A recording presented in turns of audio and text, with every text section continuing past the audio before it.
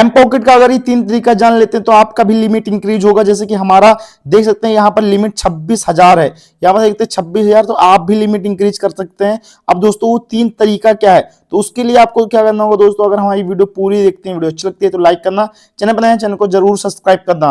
अब यहाँ पर देखते हैं हमारा लिमिट पहले कितना था, पहले हमारा लिमिट केवल 2,000 था, और अब यहाँ पर देख सकते हैं जो हमारा लिमिट है 26,000 है, जिसमें में से मैंने 20,000 ले रखा है लोन और 6,000 बाकी है। तो आपको बताऊंगा कि आखिर ये लिमिट बढ़ता कैसे है।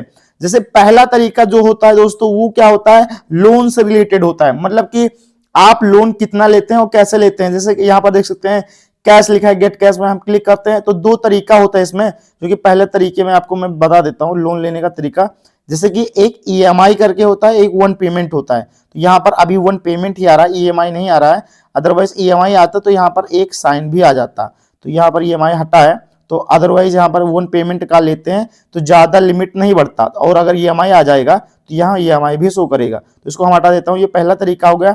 दूसरा तरीका दोस्तों ये है कि आप लोन जमा किस डेट में करते हैं। जैसे लोन पे क्लिक करते हैं, लोन पे क्लिक करने के बाद यहाँ पर देखते हैं बहुत सारा लोन शो हो रहा है।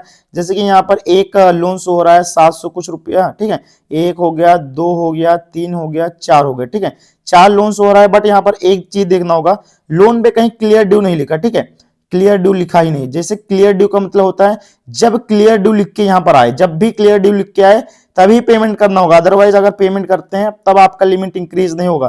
तो ये चीज ध्यान देना होगा। और एक चीज सबसे अच्छा कि बहुत लोग क्या करते हैं, जैसे आप लोन लिए, ठीक है, जैसे आप ऐसे क्लिक किए, आपने क्लिक करने के बाद आपने लोन लिया, ठीक, तो लोन लेने से पहले एक चीज मैं बताऊंगा। यहाँ पर मैं क्लिक करता हूँ, क्लिक करने के बाद यहाँ पर भी कुछ एरर शो हो रहा है, तो मैं आपको दिखा देता हूँ।